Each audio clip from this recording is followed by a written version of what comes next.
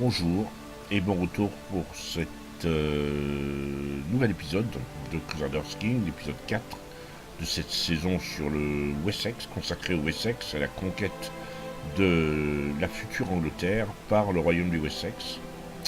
Nous étions séparés alors qu'un lot important de batailles, de guerres et de révoltes diverses embrasait tout le centre de l'Angleterre. Nous avons réussi avec Beorhtric, notre roi actuel, à arrondir un peu notre royaume en profitant, en grignotant ici et là.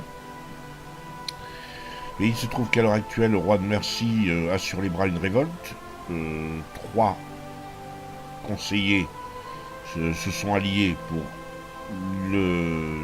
l'obliger à accepter que le conseil épuise de pouvoir. Deuxième, il a une révolte. Non, c'est Westmoreland qui attaque. Le Westmoreland, c'est ce gros machin-là. Northumbria, si vous préférez. Ils font la guerre pour essayer de lui prendre la ville de Chester, qui est quand même sa capitale accessoirement. Et troisième attaque, le petit royaume d'Essex, qui est tout au nord, attaque pour obtenir Northampton, qui est ici. Avec ça, si moi j'attaque aussi, ça va lui faire drôle. Le souci, c'est qu'il a deux pactes. Un pacte avec le roi d'Écosse et un pacte avec le chef de Tyrone. Or, Tyrone, s'il ne me fait pas vraiment peur, vous voyez, il n'est pas en guerre, il n'a pas fait jouer son pacte, et le roi d'Écosse, lui, est prêt à aider. Donc, le roi d'Écosse, c'est tout de même 3000 hommes. Et moi, je le rappelle, c'est moins de 2000 hommes. Un peu moins de 2000 hommes. Donc il n'est pas question que je me frotte, que je profite de l'occasion. Alors, ce qui se passe, c'est que quand il y a une révolte comme ça là, alors que je veux le comté d'Oxford, et qu'Oxford, en l'occurrence ce comté, relève de l'un des révoltés, je peux déclarer guerre aux révoltés. Le souci, c'est qu'en déclarant la guerre aux révoltés, donc le roi de Mercie, il n'a rien à voir là-dedans, en gros. Si je prends Oxford au chef des révoltés, Oxford m'appartiendra même si le roi de Mercie gagne. Ce qui est que le roi de Mercie va se retrouver avec un comté de moins, il peut avoir une revendication automatique contre moi pour essayer de récupérer. Encore faut-il qu'il la fasse jouer. Et généralement, les pactes étant des pacts d'alliance, étant des pactes défensifs, il n'y a aucune chance d'être aidé par le roi d'Écosse. Le problème, c'est que si j'attaque maintenant, comme c'est une révolte pour accroître le pouvoir du Conseil et pas pour l'indépendance, les révoltés peuvent très bien tout de suite faire la paix avec leur roi pour,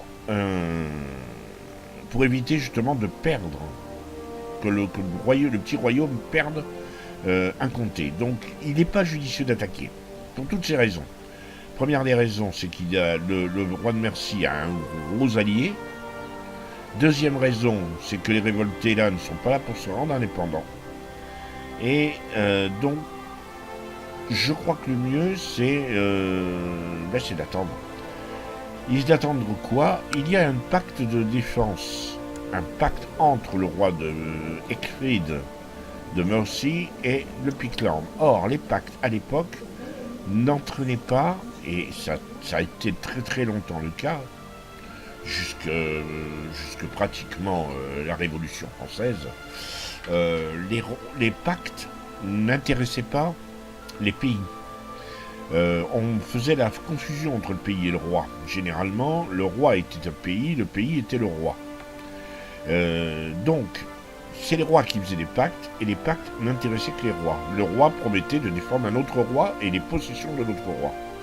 En d'autres termes, ça signifie que, à l'opposé de maintenant, où un pacte peut très bien se signer entre deux présidents de deux pays, les présidents perdent leur pouvoir, mais les pactes perdurent avec les autres présidents, là, à la mort de l'un des deux composants, et on voit que le roi d'Écosse n'est plus tout jeune, 58 ans, à la mort du roi d'Écosse, il n'y aura plus de pacte. Et la Mercie sera, merci, hein, en gros.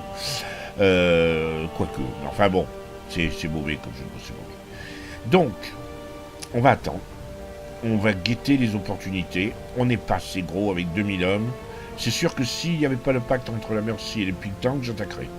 Je suis largement, avec la révolte qui se bouffe et l'attrition et la perte de son manpower, hein, de sa force vive en termes d'armée, j'ai largement l'avantage. Le problème, c'est lui là-haut. Et lui, il est en guerre, mais il est en guerre, il n'est pas encore intervenu. Il n'aide pas pour la révolte et il n'intervient pas. Il n'intervient pas parce qu'il a une guerre civile sur les mains, les bras. Ah oui, il y a une guerre civile du roi Constantin. Là-haut, vous voyez, ce petit là. Celui-là. Le petit roi est indépendant et il essaye de lui piquer ça. On peut s'attendre à ce que le roi d'Écosse, avec ses 3000 hommes, défonce totalement le petit roi là-haut. Non, c'est pas prudent. C'est pas prudent du tout. On va laisser. On a tout notre temps. Petite considération un peu nébuleuse, j'en conviens, parce que j'ai découvert le problème en même temps que vous. Cette attaque du Essex sur le Kent et pour Northampton m'arrange d'une certaine manière. Ça m'arrange. Mais j'ai qu'une seule, et là on peut plus, la revendication, elle n'apparaît plus maintenant, ça c'est dommage. Avant il y avait marqué revendication de jure, je l'ai pas. Je ne peux pas déclarer la guerre au roi de Wessex. Il a un pacte d'alliance avec le roi de Gwynedd, ça je dois pouvoir gérer. Le souci c'est que j'ai aucun casus belli contre lui. Et de lui déclarer la guerre maintenant l'affaiblirait. Ce qui serait dommage, parce qu'il est en train d'affaiblir le principal royaume du centre de l'Angleterre, c'est-à-dire mon principal ennemi. Le roi de Mercie a l'air de s'en sortir. Hein. On voit des armées complètement en déroute. Il semblerait que ce soit les armées des révoltés, donc pour l'instant il s'en tire, tout va bien, pour lui. Moi, j'ai toujours pas ma revendication sur le Devon, ça m'agace un petit peu. Je peux pas déclarer de guerre au Devonshire. Il n'y a qu'une pacte ici. Vous voyez, l'allié du roi de Mercie et flanque des roustes aux révoltés. Donc la révolte va pas tarder à s'arrêter.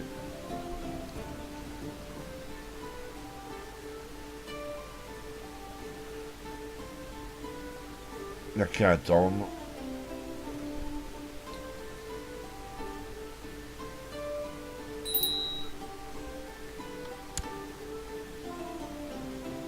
Je peux usurper le royaume de Kent.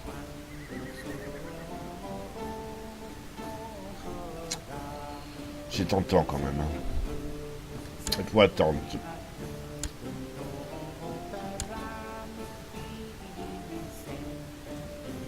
Il faut attendre, c'est trop risqué. Je suis très tenté d'usurper ce petit royaume. Mais là, en l'occurrence, étant donné que ce roi de Essex qui l'a envahi, si j'attaque, je pourrais rien conquérir. Ou en tout cas, pas les possessions détenues par l'autre ennemi, le roi d'Essex. Voilà, là, les terres ont été libérées.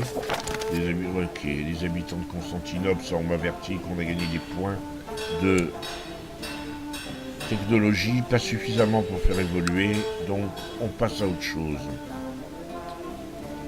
C'est extrêmement pointu. Il va falloir vite sauter sur l'occasion. On n'aura pas beaucoup d'occasions. Ce serait mieux si... Voilà. C'est mieux si comme ça. La guerre a été signée. Et le roi de Mercie... Alors, voyons un peu. Qu'est-ce qui se passe là? Il a toujours son pacte.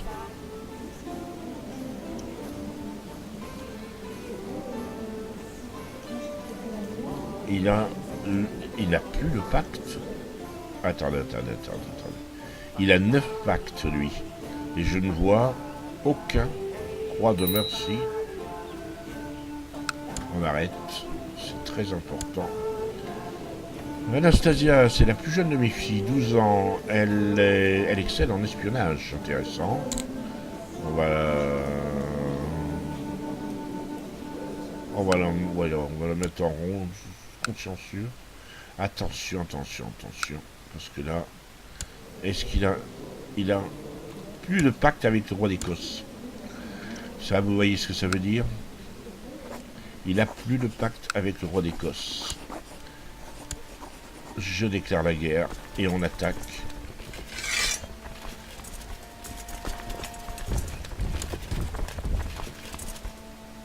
Il a plus de pacte.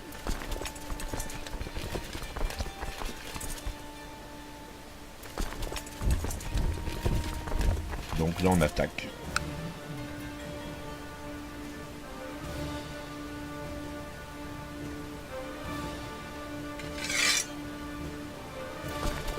On va regarder qu'est-ce qu'on a. La femme est enceinte. Ok. Maxwell. Avant, on va. Il est en guerre contre qui là? Il est toujours en guerre contre le Westmoreland.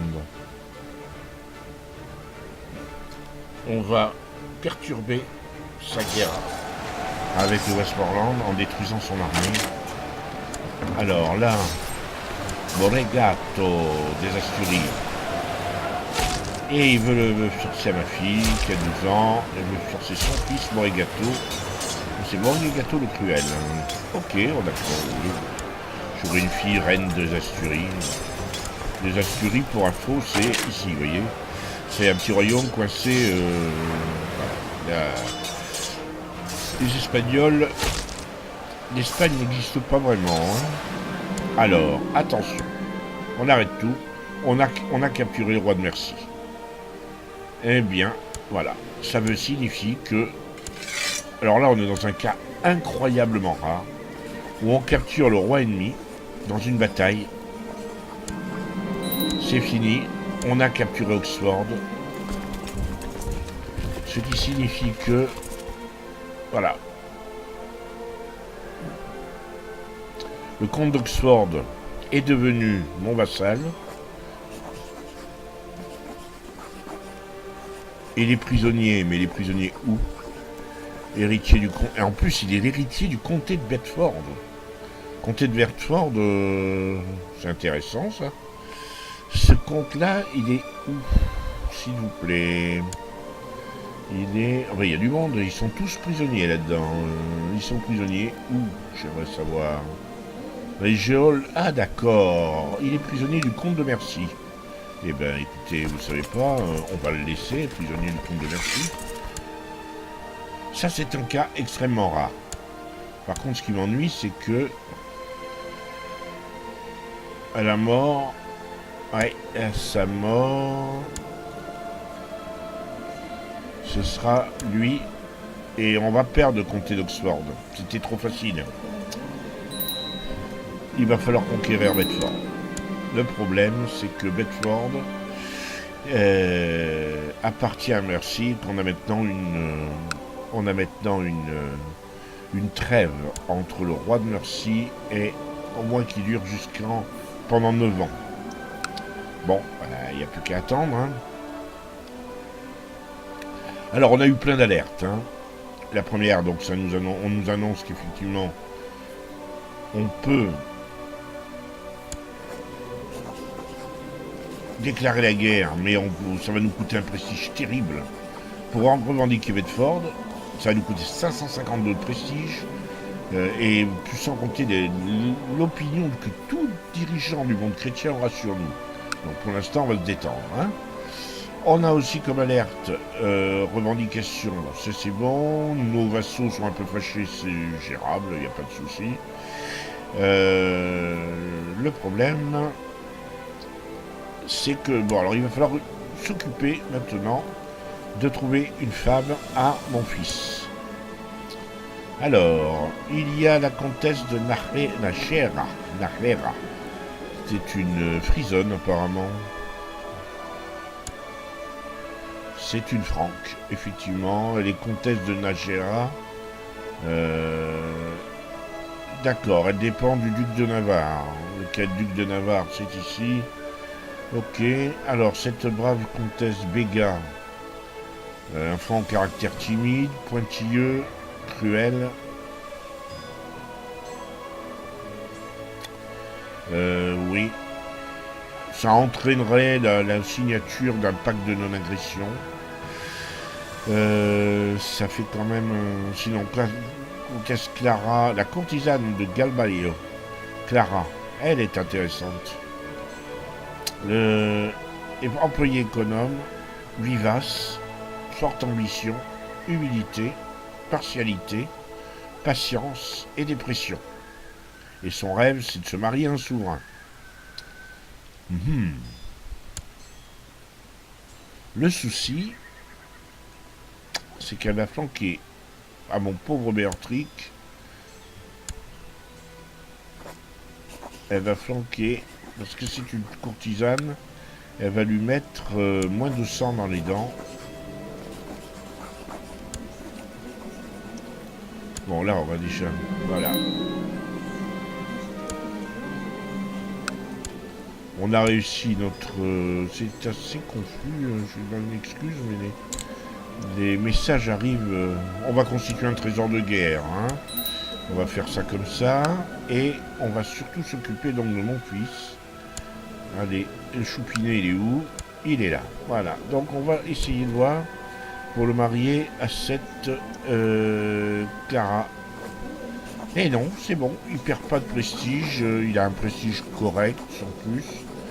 Et ma foi, moi, il me paraît très bien cette petite. Le souci, c'est que c'est mon fils qui est chaste. Décidément, dans cette famille. C'est quoi c'est un concept, c'est quoi? Voilà, j'ai accepté votre proposition. Grenièvre et Pépin, ok. Donc là, ma fille est partie. Clara et Béatrix se sont mariés. Nous pouvons lever un impôt royal pour financer la cérémonie. J'ai un prestige assez géant. Non, plus 100 de prestige. C'est moi qui récupère le prestige, c'est cool. Pour l'instant, mon roi a une quarantaine d'années. Il a encore pas mal d'années devant lui. Je suis préoccupé parce que j'ai ce comté de Bedford qui me gêne un petit peu. L'héritier du comte d'Oxford, qui est sans enfant et qui n'est pas marié. Alors, est-ce que je peux pas marier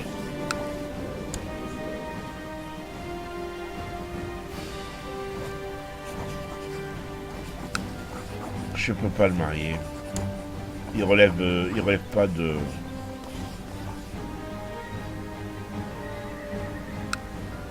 Il faut que je trouve le moyen. Voyons, est-ce que je peux pas payer ça? Éventuellement payer, envoyer un cadeau.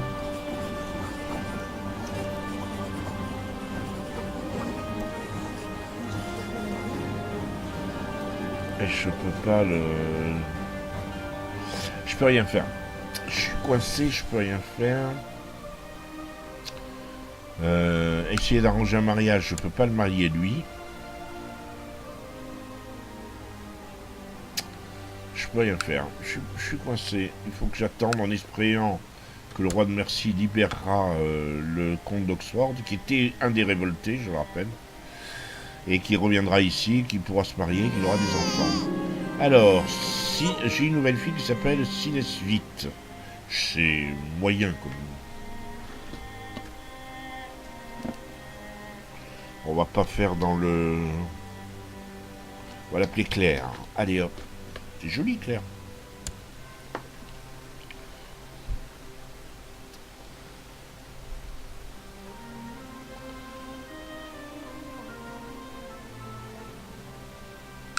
En l'honneur de Clara qui nous a rejoint, ma belle-fille.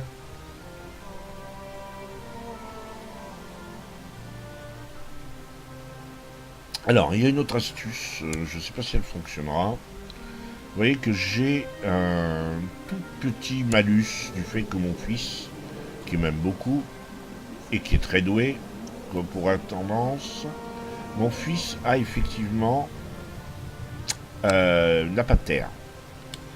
Dans le cas de la primogéniture, le fait que le fils aîné n'ait pas de terre est ennuyeux.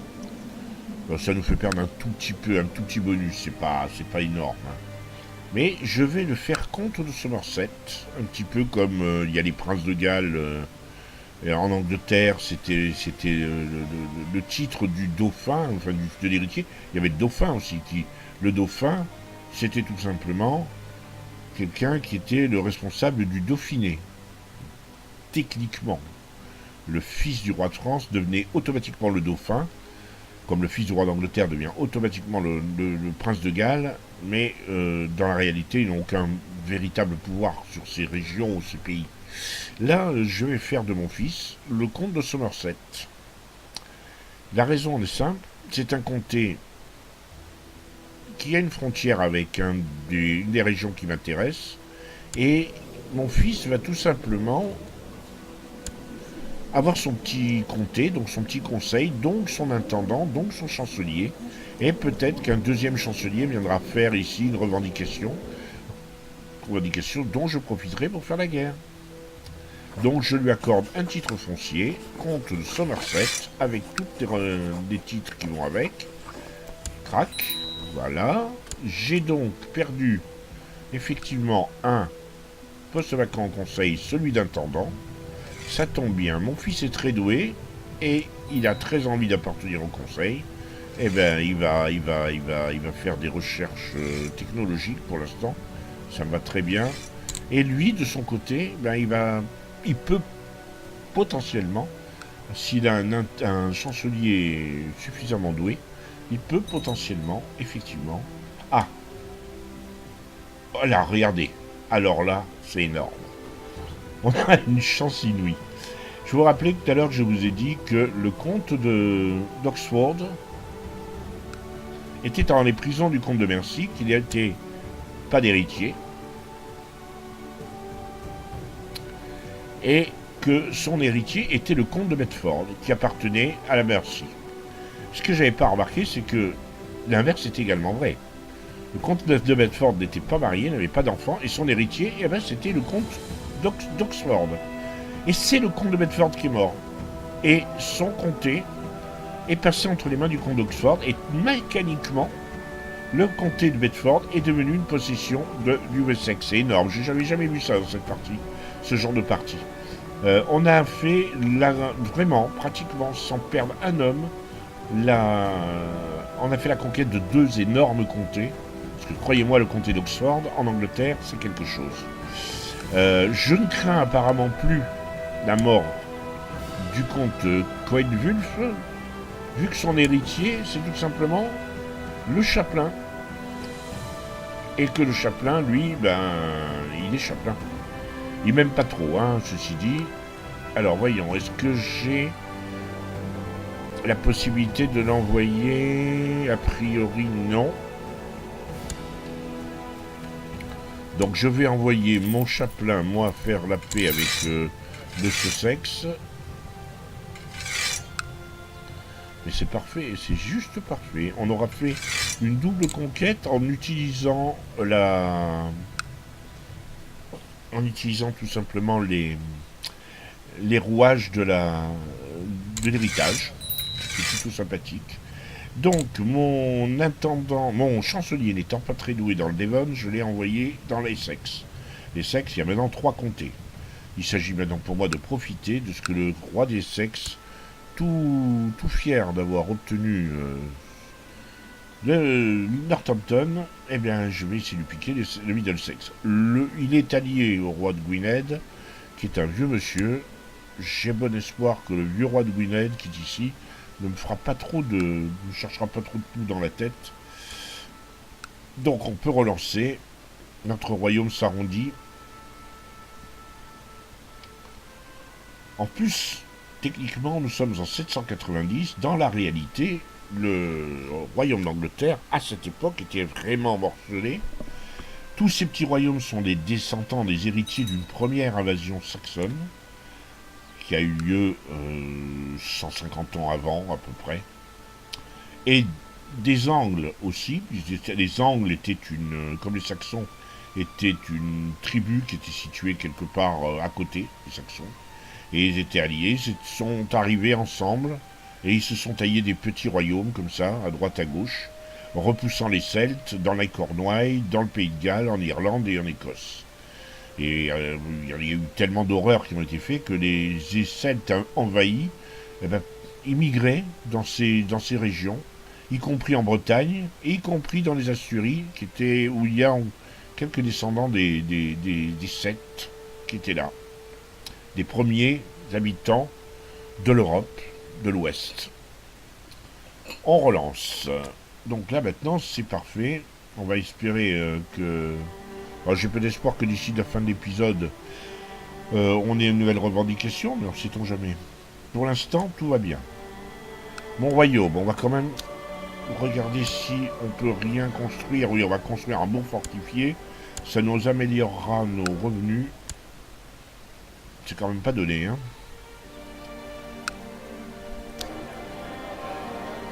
Fortification, non. On hérite, pour l'instant, on évite les invasions vikings venues du Danemark et de Suède, qui sont assez poisons. Pour l'instant, on les évite pas, elles ne sont pas encore arrivées. Alors, Ethelswit, Beorhtric Todor. Ouais, oui. À 6 ans, elle est plutôt douée en diplomatie, vaguement en intrigue et en militaire, en martial, mais en diplomatie c'est très bien. On va développer son caractère consciencieux. Vous voyez que la révolte, le comte de Westmoreland, il est toujours en train de faire la guerre. Hein. Le Westmoreland, c'est ça. Donc le comte de Westmoreland, à titre privé, fait la guerre au Mercie.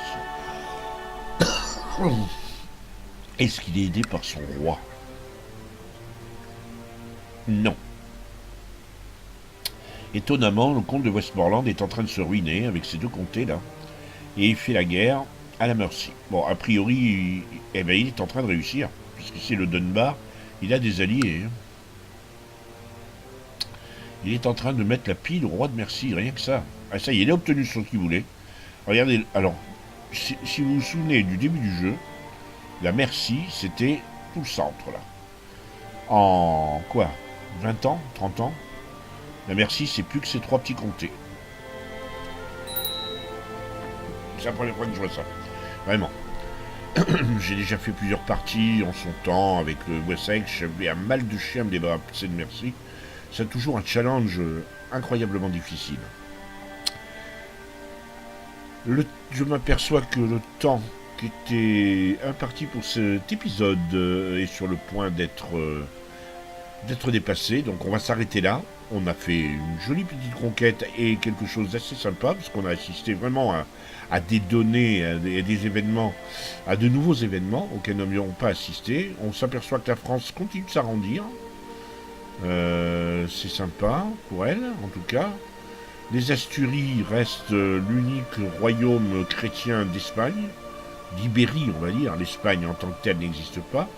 Mon chancelier a gentiment suggéré qu'il serait bénéfique pour le royaume que j'étudie les langues parlées dans les cours étrangères. Et s'en est suivi la proposition de m'aider lors de mes études. Excellente idée. Excellente idée. Hop. Et donc on voit que la Serbie commence à se constituer. Le royaume de Pex, l'ancienne Pannonie, s'est morcelé. Le Pex est en train de se créer. Alors il n'y a pas véritablement de Hongrie encore. Les Magyars ne sont pas installés. Ici c'est Croatia. Croatia, on est plutôt du côté, oui, au sud de Kiev. Oui, c'est un royaume intermédiaire entre la Hongrie et la Pologne. Un royaume que j'avais fait un petit display de quelques épisodes sur la Pologne. Ben, vous voyez la Pologne où elle en est, là, ça. Pas vraiment grossi, beaucoup plus. Et la Lituanie a disparu, c'est la Pruténie s'est taillé la part du lion, avec le Yadvingia qui a bougé, qui était là-haut, et qui a immigré, lui, il a bougé. Étonnant. La Suède n'a pas réussi son unification. On a le Jylland et en fait elle est sous la domination danoise. Le Jylland d'origine c'est ici, c'est le futur Danemark. Et le Jailand a tout simplement conquis quasiment toute la Suède, à l'exception du Västergötland et de la partie principale de la Norvège. Mais qui veut de la partie principale de la Norvège? C'est un pays quand même très pauvre. Et la Saxe. Alors la Saxe, je me méfie, parce qu'au même titre que les Danois, les Vikings danois, Saxons peuvent être tentés de remettre le couvert et de retenter leur chance. Les petits-fils des Saxons qui ont créé les petits royaumes, là, peuvent avoir envie de venir retenter leur chance. Ça risque de pas être cool. Nous allons nous séparer. Je vous souhaite une bonne journée. Je vous dis à très bientôt pour un nouvel épisode, si vous le voulez bien.